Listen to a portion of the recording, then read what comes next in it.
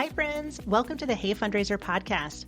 I'm your host, Mary Petersen, and whether you're a frontline fundraiser, an executive director, a board member, or someone just wanting to make an impact in your community, this podcast is for you. We cover all facets of fundraising, and our main objective is to give you ideas and inspiration to help you raise more money.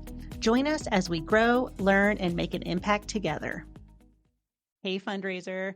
Today's going to be a different kind of podcast because I was in a meeting the other day and I heard a board member say to the director of development, like, you have trained me. I know that it takes 3 years to close a major gift. I almost fell out of my chair. I have no words. So I am recording this podcast today because you, as a major gift officer, do not need 3 years to close a major gift. I mean, think about this. You have a prospect who wants to make a difference in the world. You have an organization that can make that difference in the world. Like 3 years to cultivate, like think of all the people, the clients served, whether it's animals or the environment or kids or healthcare. Think of all that time that's wasted without the money. Like the key with major gift fundraising is to match a prospect and their passion with your programming as quick as possible. You do not need 3 years to close a major gift. So I'm going to tell you a story today. And it's been over a year since I've closed this gift, and I have not talked really about it because it was probably the biggest gift I'll ever close in my life. But I didn't feel like it was really my story to tell because I'm just a humble facilitator, as all fundraisers are, right? They facilitate a relationship between a nonprofit organization and their donors. But I want to tell you this story today because I can't have you out there thinking that it takes 2 years, 3 years, a year to close a major gift. That is just absolutely insane. So here we are today. I'm going to tell you how I closed a $100 million gift in 7 months. I had never met this couple. I'm going to take you through the entire identification, qualification, cultivation, and solicitation steps that I took. And I'm literally going to walk you through it month by month. Now, one of the things that is very important to say up front is I personally think that one of the reasons why it takes major gift officers so long to close a gift is because the portfolios are too big. Like my perfect portfolio is like 40 to 50 really qualified prospects. Like if you're working 40 to 50 prospects, then you actually have time to cultivate and close gifts. If you're working over 100 people simultaneously, there's no way that you can have the thinking power and the thinking time for each one of those relationships, move those relationships forward, close the gifts, and just keep everything straight, right? Like different people are at different points in the cultivation cycle. Like fundraising is kind of like a garden, right? Like you have some things that are planted, some things that are already growing, and just keeping all of that straight is exhausting. So I will always tell you, fundraiser, that a smaller qualified portfolio is way better. And you're going to see it too. When I start to tell you the story of how I closed this gift, there wasn't a lot of other time. I probably was working 10 prospects at this time. And instead of making a millimeter of progress on 100 fronts with 100 prospects, I took 10 and took them a long way. So here is the story of one. Now, again, I'm really kind of torn actually about this because yes, I'm going to tell you the story, but really the honor, the awesomeness, the total life-changing philanthropy that occurred is really the donor story. It was a lovely couple, and I honor them, and I don't want to take anything away from them, of course, but I'm telling you this story today to inspire you to speed up your cultivation process.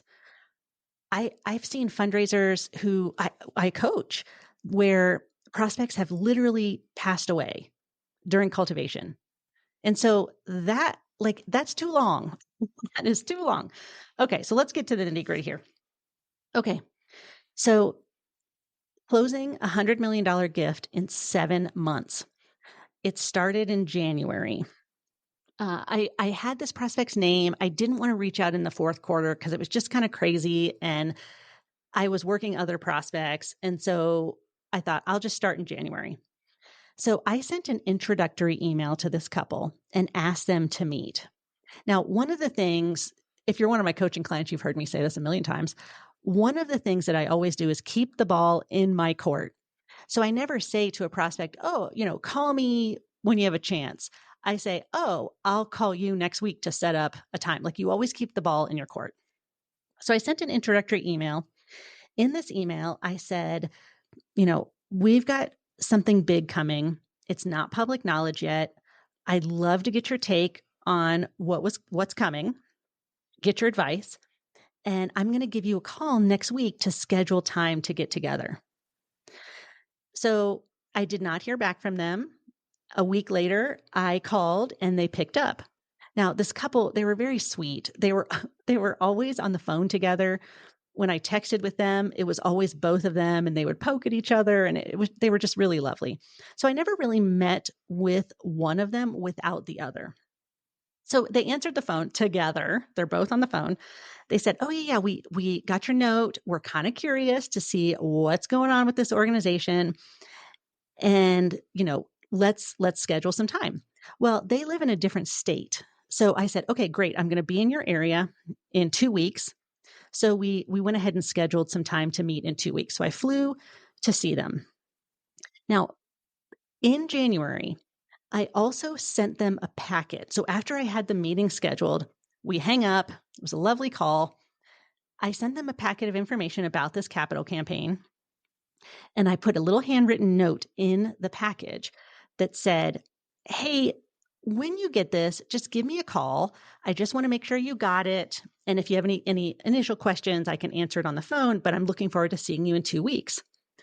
Well, I shipped this package off to them, and probably 5 days later, they called.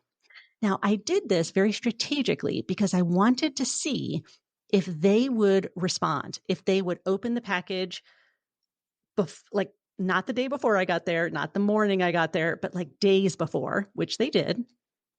And I was allowing some time and space for them to self-select or self-identify is a better way to put it, as a good prospect, which they did. So they called me together, as they always did, as a sweet couple.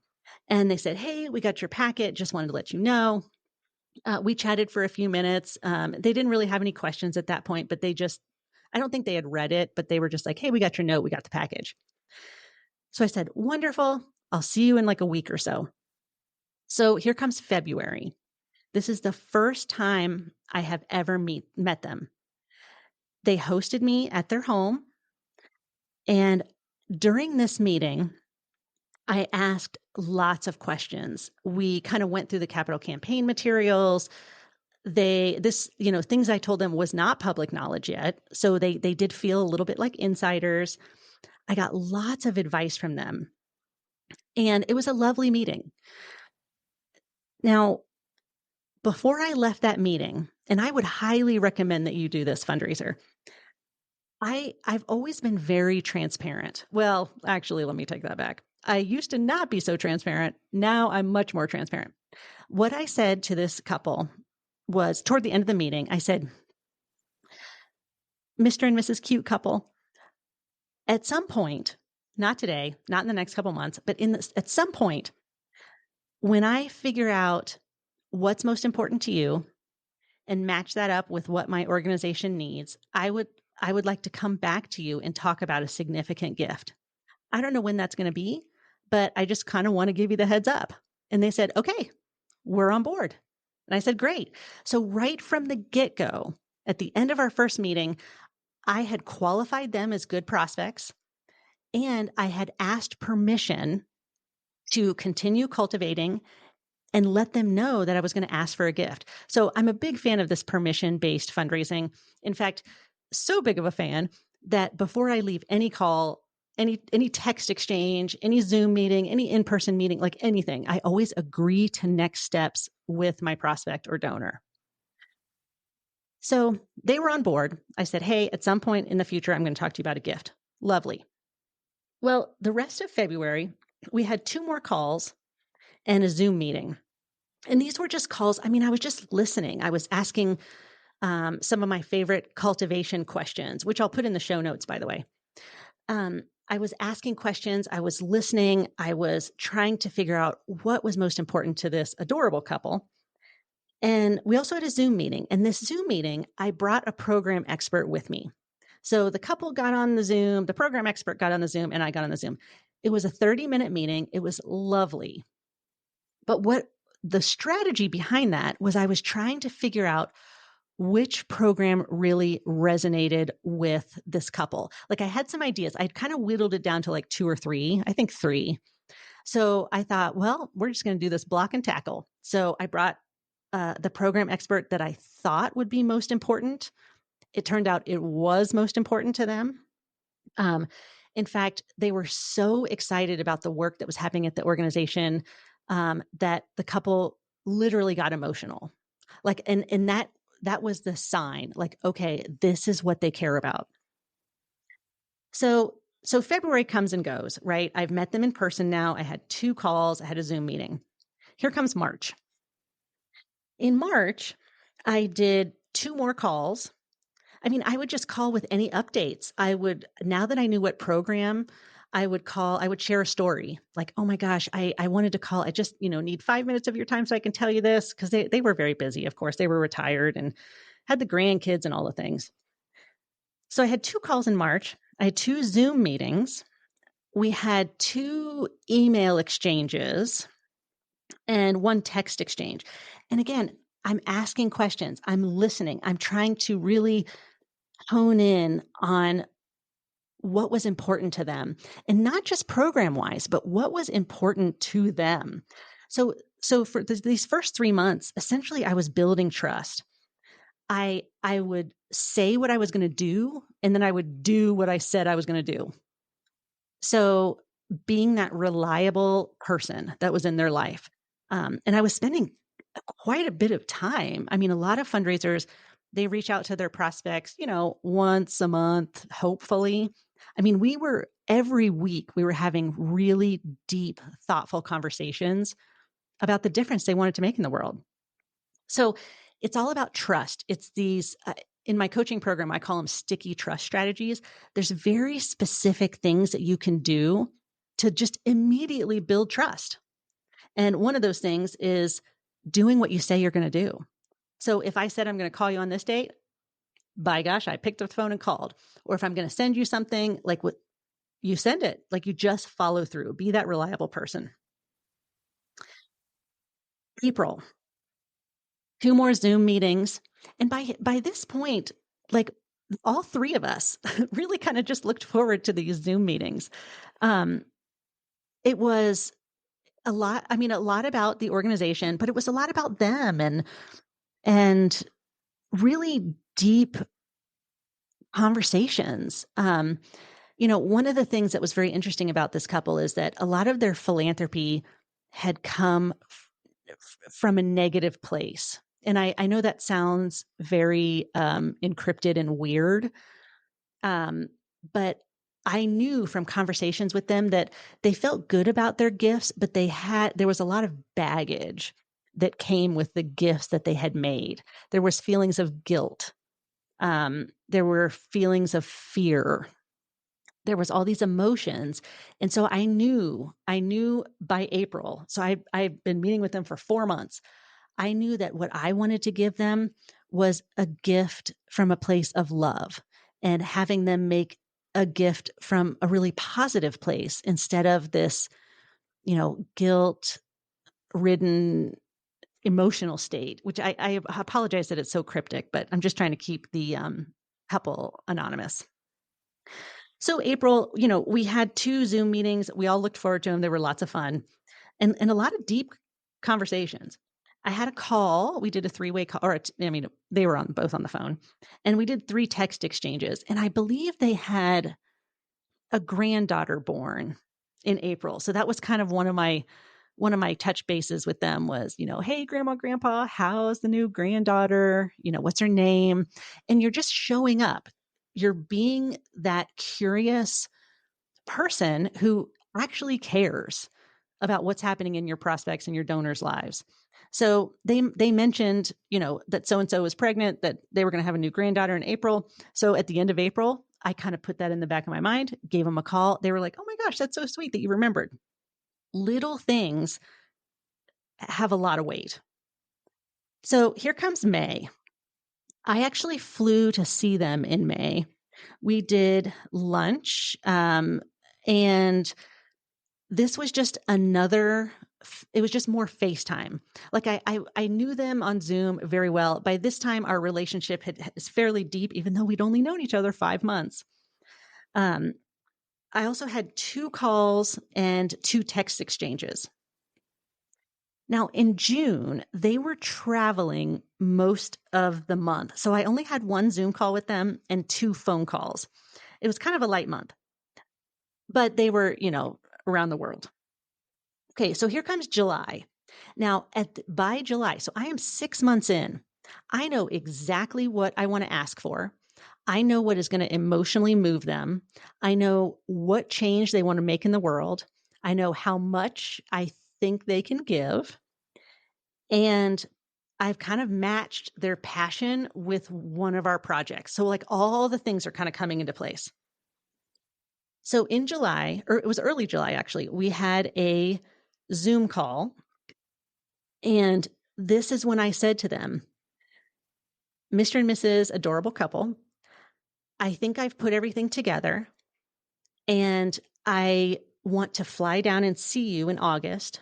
And I want to ask you for a significant gift.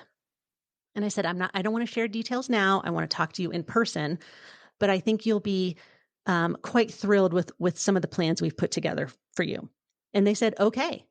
Now, this is one of the biggest questions I get as a major gift coach is how do you know when it's time to ask for a gift? You know it's time to ask for a gift when you've gotten permission to ask for a gift. It is that simple. So in July, that's exactly what I did.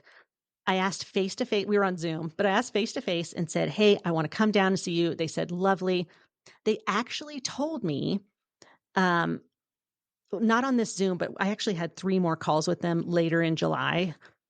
But on one of those phone calls, they had shared with me that they were actually going to have their attorney and their accountant in the room when I came down in August, which was amazing because 1, I knew they were going to make a gift fairly significant. Now, they didn't know I was going to ask them for 9 figures, but they were getting all their ducks in a row. Second is I loved that they invited those professionals because I knew I would have an answer that day. It wasn't going to be like, oh, let me talk to my accountant and then another couple of weeks go by, or let me talk to my attorney and see if this is good. No, they were like ready to make their gift. So I fly down in August. It was very early August, actually. I had known them for 8 months. I sat down with them, their attorney and their accountant in their living room and asked them for $100 million and secured the gift. I talked about, it was an exchange. It wasn't just me kind of talking, but some of the things that I really honed in on was the emotions behind this gift. I wanted this to come from a place of joy, not any of those negative emotions. I wanted this gift to affect them and their children and their grandchildren, which is what they had said was important to them. And that program that they gave to was going to do exactly that. So all of these things came together in literally 8 months. And from then on, I just stewarded. So the whole stewardship process is a totally different podcast. But I wanted to share this with you today because it really bothers me when people take They have too big of a portfolio and they take years, which is, I am rolling my eyes actually, years to cultivate and ask for a gift. All that time wasted. This couple, they had a lovely experience. They gave, I don't know that this was their largest gift they've ever given, but it was the largest gift I had ever secured. And the whole process was just fantastic. So I'm hoping this inspires you, fundraiser, to not take years. That time wasted, all that time that could be going into your programs. Now, I'm not saying ask too early. I'm saying do the work. Do it in a compacted time frame. I could have taken 2 years to cultivate them. I could have done it really slowly. I could have called once a month or did a Zoom once a month. But this couple was older and this organization needed the gift. And so it worked out perfectly. So I think what I'm trying to say to you, fundraiser, is smaller portfolio. Don't make a millimeter of progress on 125 prospect fronts. Pick 10 and go far and deep. With all the things I just told you, I mean, I was meeting with them, I don't know, 2 to 4 times a month, whether it was on Zoom or on the phone. And I mean, do you think I had lots of time to work my other portfolio? No, but by gosh, I closed this massive gift. So this is what I want you to inspire toward. This is what I think you can do when you really focus on the right prospects. You don't need to rush things. Just do things strategically and move the relationship forward. If you have a plan, you can close a gift in under a year. Okay, fundraiser, I'm going to put a couple things in the show notes for you, some things that we talked about. But, I'd love to hear from you. You can leave me a voicemail on something called SpeakPipe, which I will also put in the show notes. You can always send me an email at mary@heyfundraiser.com. But I'd love to hear, what is your biggest challenge with getting somebody to the ask? And what are the things that you think you need to just get there with them? Okay, fundraiser, I hope this helps you. Hey, fundraiser, thanks so much for being here today. Did you know that we create a special page for each episode that contains helpful links, episode highlights, standout quotes, and freebies? Check it out in today's podcast description. If you loved what you heard today, would you kindly give us a rating and review? It really helps other fundraising professionals find our Hey Fundraiser community. I'm Mary Petersen, and thank you for listening.